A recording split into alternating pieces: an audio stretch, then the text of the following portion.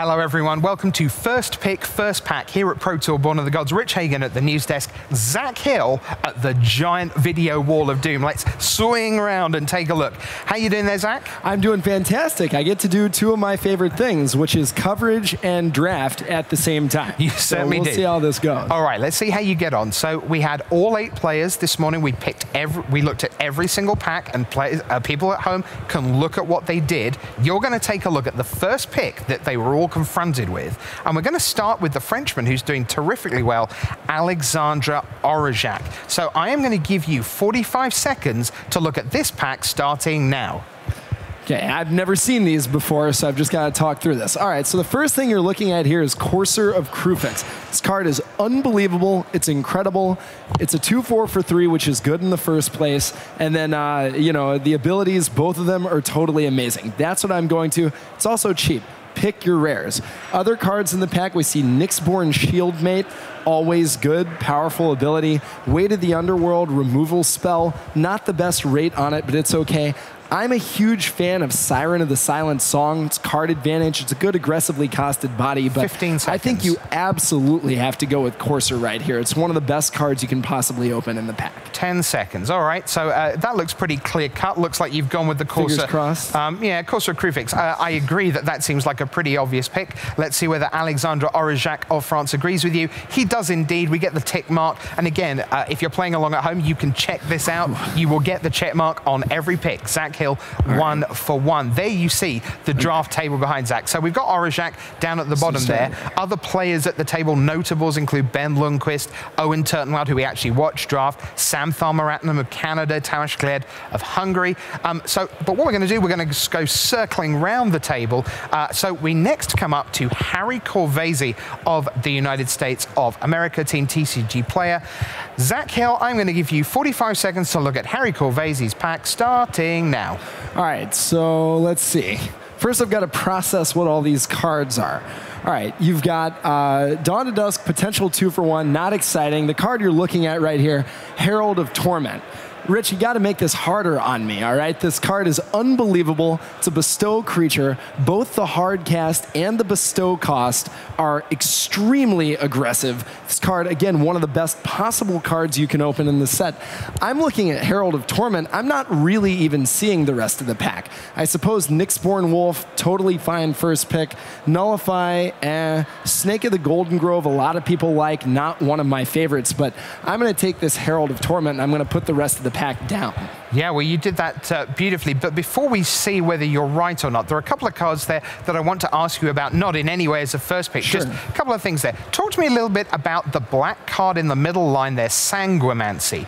Where do you see that fitting in draft? Yeah, so, I mean, normally you're going to look at a card like Sanguimancy and say card advantage. Okay, that's great. Sure. The problem is it's really expensive. It requires you to have a lot of permanents on the board already, and the life loss isn't irrelevant in with a card that's demanding that you commit nothing to the board for 5 mana. So I'm not a huge fan of that card. I would not be looking at it as a first pick. I usually am not even trying to play that card in my deck. Okay, the other card I want to ask you about, up at the top, uncommon, Dawn to Dusk. It says choose one or both. How often do you get to do both? Well, if you're playing this card, you should be trying to do both. Blowing up a single enchantment, not that exciting. Paying 4 mana to raise dead an enchantment, also not that exciting. Now, if you're getting a 2 for 1 that affects the board, that's not the end of the world, especially if you're getting back something like an Eidolon or any sort of bestow creature. But normally I'm going to either be boarding this in against the decks with a lot of bestow or with a lot of early enchantments, or I'm not looking to play it. Again, not one of my favorite cards. Fair enough. So Zac says Herald of Torment. Does Harry Corves agree that Herald of Torment was the pick? Let's check. There's the check mark. 2 for 2. Zac is the winner. Very good. All right, round we go again. This time we go to Hungary. We go to a notable Hungarian, Tamas Gled, and he is going to let you have 45 seconds to work out what to do with this starting now. Okay, you see this pack. You've got Archetype of Courage. I'm a huge fan of this cycle in general. I think this one is up there with the best of the bunch. When he's sitting on the table, it is very, very hard to attack. Like that card a lot. Retraction Helix, probably one of the best blue commons. Servant of Tiamat, fine card. Karametra's Favor, not good, but I like cantrip enchantments a lot in this format because of Heroic. Divination, always 15 okay. seconds. Faded Infatuation, always okay, but I don't like committing to blue so aggressively as a first pick. 5 seconds. You know what? I'm going to go with the archetype of Courage here. Okay, stop. I'm going to go boo. Zac Hill. Where's all the love for the red cards? There's a Farragax Giant there. There's a Ragemonger there. There's a Thunderbrute there. What's going on? I mean, red is a color I actually like a lot in this format, and I like Nyxborn Rollicker more than most people. I just think the power level is below that of the other cards in the pack. Sure.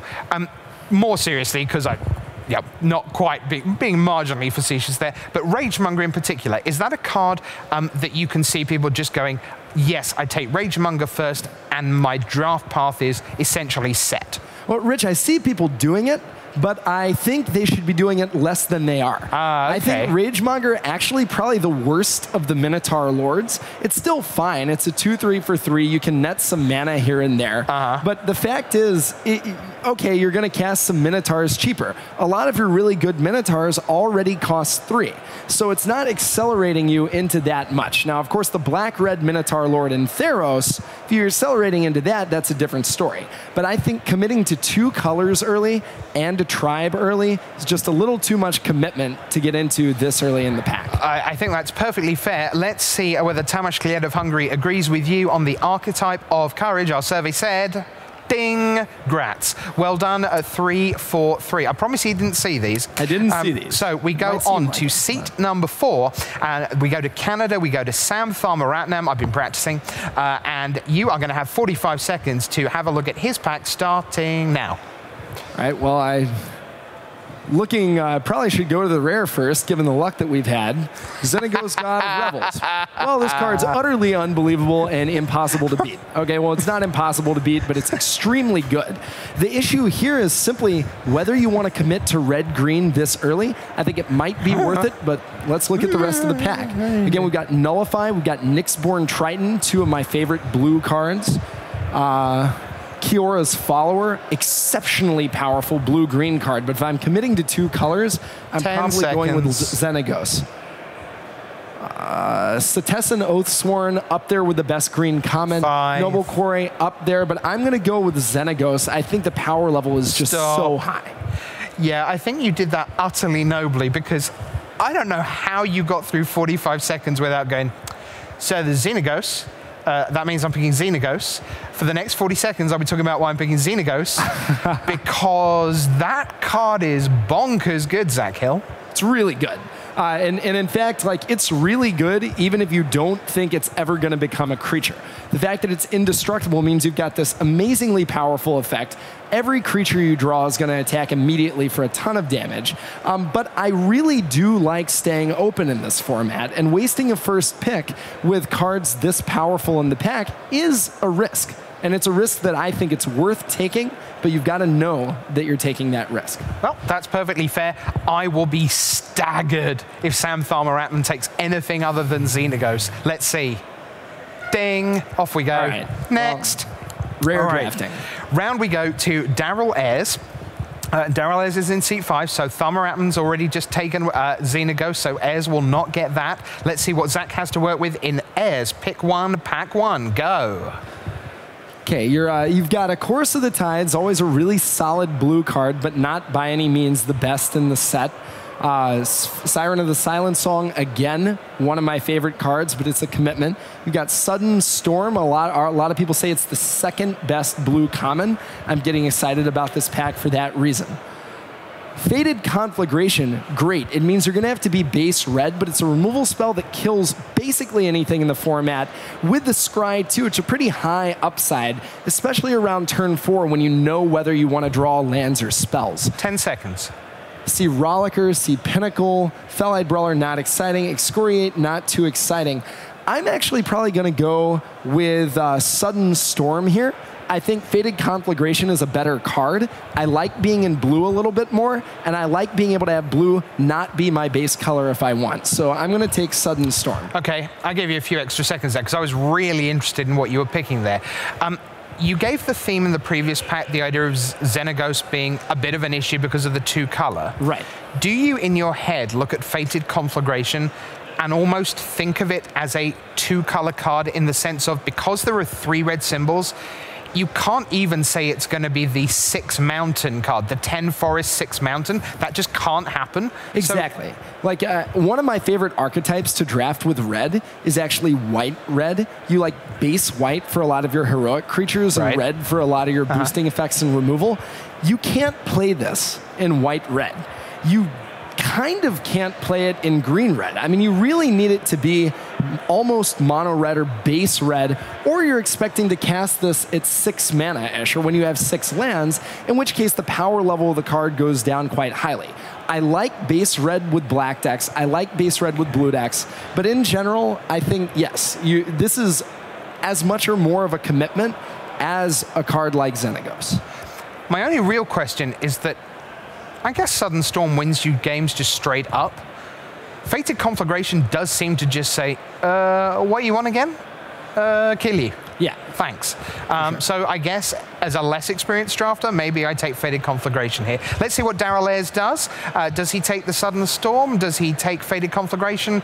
Yeah. He decides he wants to be red. Now, I guess a lot of people, Zach, because we've been talking to the pros sort of off-air a bunch, red is super popular. And I guess if you take a card like that out, you're going, I get myself access to some really good things, because there's only Scouring Sands, the Nyxborn Rollicker, there's a Pinnacle, but again, that's a super expensive spell.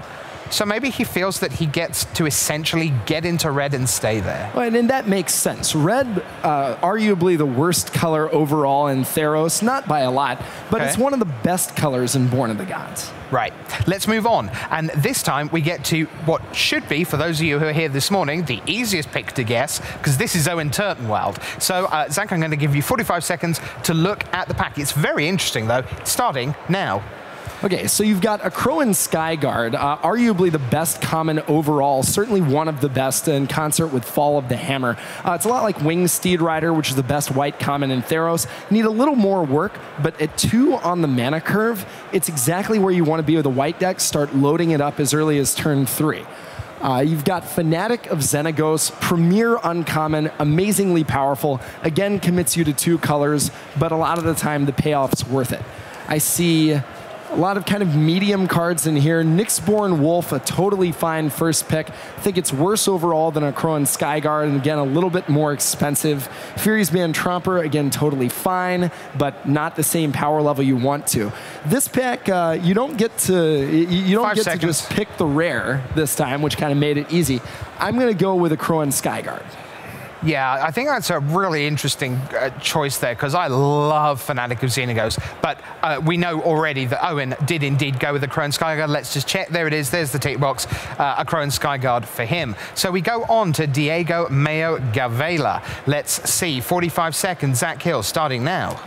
All right, so Diego's looking at this pack. You've got Black Oak, which is a great Inspired enabler. If you pick it up early, you know that your Inspired's basically always going to be on.